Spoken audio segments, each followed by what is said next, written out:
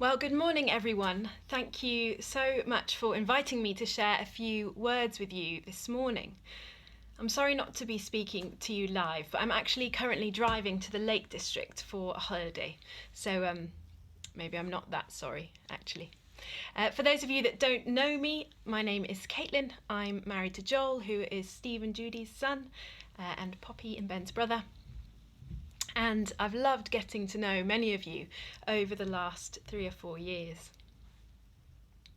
This morning we're looking at Matthew 5:43 to 48, which I think you've just heard, where Jesus teaches his disciples what it means to love our enemies.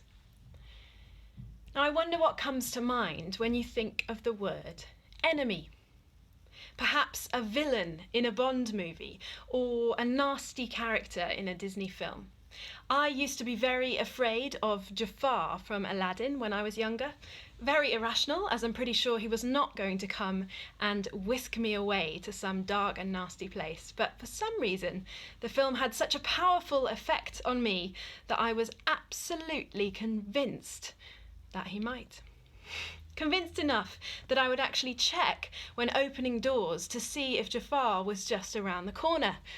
Don't worry, I know what a lot of you might be thinking. What is wrong with this woman?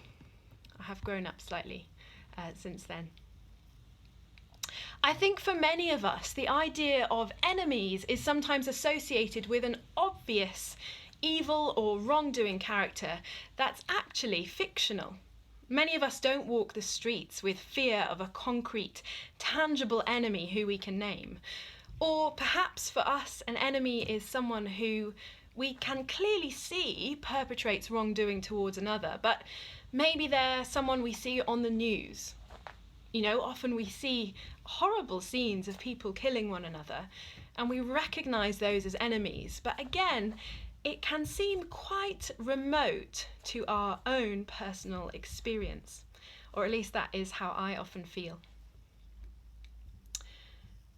But I think Jesus is saying something far more subtle and challenging in this passage. He actually describes 2 types of enemies who he calls us to love. I'm going to look at each in turn in order for us to think about why and how we might go about choosing to love these people. The first group that I think Jesus is referring to in this passage are those people who have obviously done something wrong to us. We might think of them as persecutors. We all know who those people are, don't we? It can be a very small thing that has happened to us, or it might be something really very, very serious. But either way, we know that someone has caused us some kind of pain. Because every time we think of that person, it's like the pain or the scar becomes irritated. It might be that it's left us feeling ashamed or rejected, vulnerable or bereft. Maybe they've stolen something or said something hurtful, wounded our pride.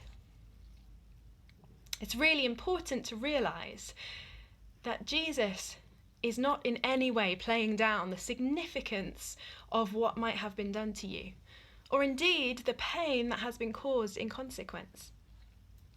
And the last thing that we must do in that instance is ignore the pain, because as soon as you ignore it, it can become bigger and bigger and bigger in our hearts and souls and minds. Wrongdoing is wrong, and we must not compromise that thought, or else we ride roughshod over the serious atrocities in our world, whether big or small.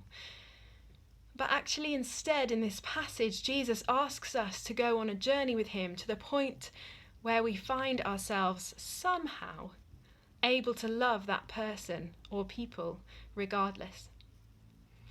So this first kind of enemy, those who have obviously done something wrong to us, I think is the easiest to spot and often the hardest to overcome. Jesus was a victim of much wrongdoing, targeted very directly at him throughout his life, right from the earliest days when King Herod wanted him murdered to his last moments on the cross, where faced with extreme brutality and hatred from people he had only ever been good to, Jesus was somehow able to say, "Father, forgive them. They do not know what they are doing." What an extraordinary statement from someone so horrendously treated. The second group of enemies I think Jesus is referring to is actually much harder to spot, much more subtle. Jesus talks about choosing to love those who are not your own people. Now, he doesn't explicitly refer to this group of people as enemies, but he does refer to them in this same passage of speech where he is instructing those listening to love your enemies. So I thought it would be worth us unpacking this for a little bit. If we look back at the beginning of the passage, we'll notice that Jesus opens the section, by saying to the Jews listening, "You have heard it was said, love your neighbour and hate your enemy. But I tell you, love your enemies and pray for those that persecute you." Jesus is pointing out to them that the Old Testament actually does not say, hate your enemies. And yet the Jews have inferred that this must be the case. They see it as an opposite. If we're asked to love our neighbour, then surely we must hate our enemies. They will have interpreted the word neighbour to mean the person who I am close to, the one in my tribe like me, the Jew. And therefore the enemy becomes the one who is not like me, the Gentile, the Sadducee, the person from a different tribe, a group or kin. But Jesus is saying, no, you've misunderstood the scriptures. Neighbour doesn't mean the one who is like you. The word neighbour simply refers to proximity. It could be the person who lives next door, or the one you find yourself queuing up next to in Sainsbury's or sitting behind you on a bus. Or even my neighbour could be the one who lives in the next village or the next city or the next country. Neighbour simply refers to another. So they may or may not be an enemy, actually. And Jesus is calling the Jews to love each and every one of them. I was reflecting on this and wondering what it might mean for us. I actually often have really the best intentions to be very open to and interested in anyone and everyone who is not like me. But the reality is, when I look back over my week, I often find that I've prioritised those who are like me. And this is actually the true test of the limits of my love.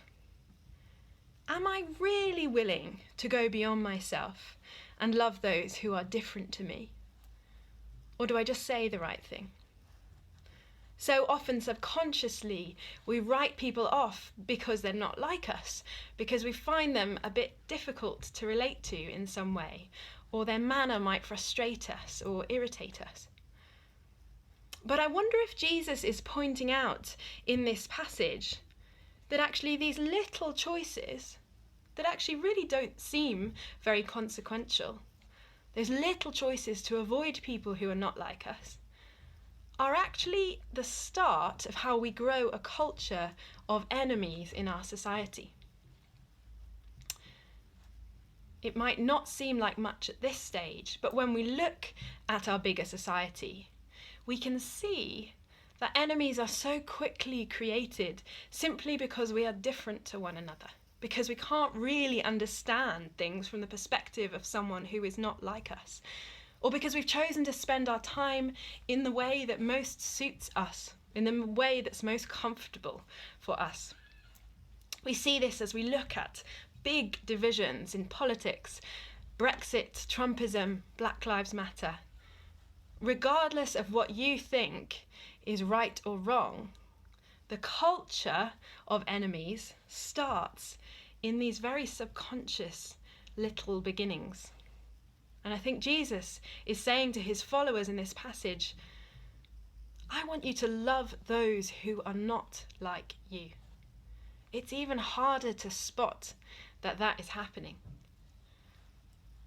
We see Jesus do this all the time in his decision to love outsiders, those who are outcasts, the tax collector who lots of people hated, the Samaritan woman who he should not have been speaking to because she was from a different culture, and yet he met her in public, the lepers who were outcasts from society. So these are two of the enemies that Jesus alludes to in the passage. Those who have done obvious wrong to us, perhaps the persecutors, and those who are not your own people. And Jesus' teaching was radically against the grain of society, and we can see continues to be so today. So how do you go about putting these words into action? Because as we all know, loving your enemies is really not easy, or certainly that's been my experience. Jesus' instruction to pray for those who persecute you is an incredibly important and helpful piece of wisdom for us. And I would go as far as to say that actually we cannot love our enemies without God's help. It's actually not humanly possible. But Jesus invites us to take a first step, to pray for someone. And this is a step that, thankfully, we can take without actually really experiencing any love for that person. We can simply start praying for them, for God to look out for them, for God to guide them, for God to love them even when we find it impossible. And it is in this process that we begin to be changed, because what we are doing is moving the person from the prison of our own pain or from the selfishness of our own heart, and instead entrusting them into God's bigger picture, believing that for them there is a life that doesn't involve hatred and wrongdoing or fear and separation. I truly believe that in doing so, slowly, and I must emphasize the word slowly, and over time, we allow the Spirit to gently take over our thoughts, our mind, and ultimately our heart, that we might eventually find ourselves able to love that person. My mum told me recently about a remarkable woman that she knows whose son was tragically murdered. And in spite of living with what I can only imagine is the most intense and horrendous grief, instead of ignoring it, she decided to confront it. Gently and slowly, she began to start praying for the family of the young man who killed her own son.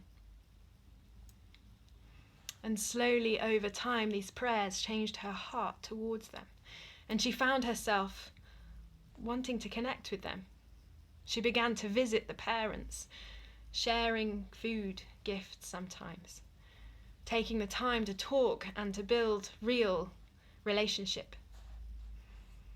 She found that by submitting her situation to God and trusting in his bigger plans and purposes for each and every one, she was able to love her enemy. She was able to see this family for who they really are, and to have hope for their healing as well as her own. Love doesn't just appear in a flash of emotions and feelings. It is deep, and it grows through prayer, through dedication of a person or a people to God, through allowing God to help us to see the other person more and more clearly, to grow in empathy and love for them. And I think absolutely the same applies to loving those who are not like us. It only is by starting to notice them, beginning to hold them in our prayers, that we really have any hope of growing in love towards them. we allow the Spirit to pray within us so that we might become more loving and more understanding of those who are not like us. To give you an example a little bit closer to home for me, at the horrific death of Sarah Everard, which I'm sure you probably saw on the news, I actually found myself feeling really unsettled, feeling quite anxious. She was a young woman of my age who also lived in London. We had a very similar background. We both grew up in York at the same time. We even had some mutual friends. We will have walked the same streets, had very similar life experiences. We even did the same degree at university. She could have been me. But I was really struck by the contrast between my reaction to this particular horrific murder, and that's not to play down how serious it was, and my reaction to that of George Floyd. I was genuinely moved by what happened, and I could see how horrendous it was. But it was only when my colleague, Demiza, who is Black South African, described to me with dread how he could imagine being George Floyd one day, and how he worried for his two boys, Benaiah and Jehoash, for their future too, that I realised the limits of my own love and my own empathy. My reaction to that atrocity was not as stark as Demiza's was. And actually, Jesus calls us not only to empathise deeply with the pain and struggle of those who are like us, but actually to empathise and see clearly the pain and struggle of those like Demiza, like those who are not obviously like us. These examples might feel a bit grand or removed from our often smaller experiences and less public lives. I'm sure many of us don't often find ourselves on the news, having had such major experiences. But as I said, the decision to love and to see more clearly those who are not like us starts in incredibly small interactions. And it will cost us. We can see it in the cost to our time, our money, our energy. Are we willing to spend time truly seeking to love and understand those who are not like us? So often we live in echo chambers of our own thoughts and comforts, don't we? I certainly find my social media feeds are filled with people who have the same opinions on everything as me. Or I choose to have dinner and go for walks with people who I find it easy to get along with. Not during the pandemic, just to be clear. But I'm so grateful to those people who are brave and willing enough to share with me opinions that might not be so welcome, or share their lives with me, even when they feel so different.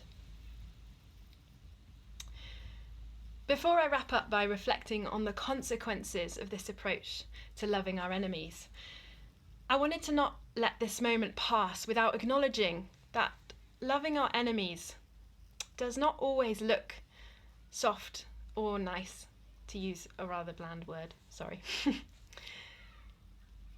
Sometimes I find myself thinking that the only way to truly love our enemies like Jesus did is to ignore the fault that was caused and to say the nicest thing that we possibly can. But I think Jesus often shows us that this is not necessarily the most loving thing to do.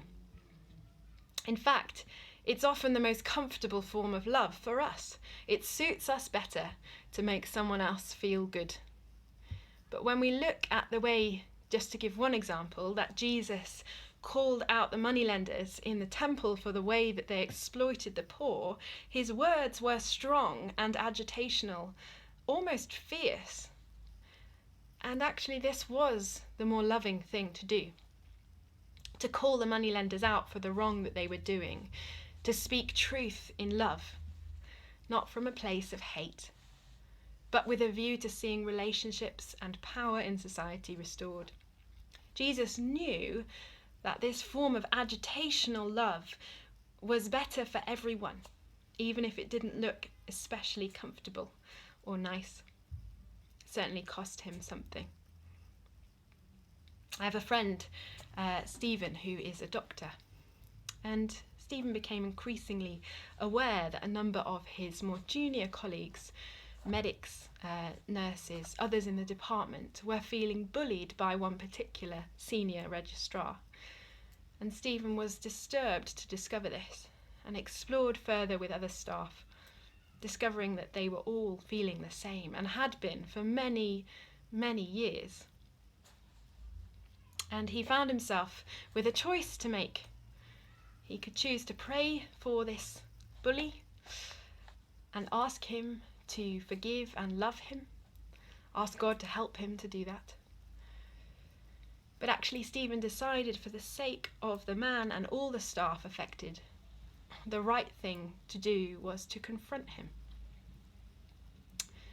So he did, with a great deal of fear and trepidation, but a real sense that it was the right thing to do.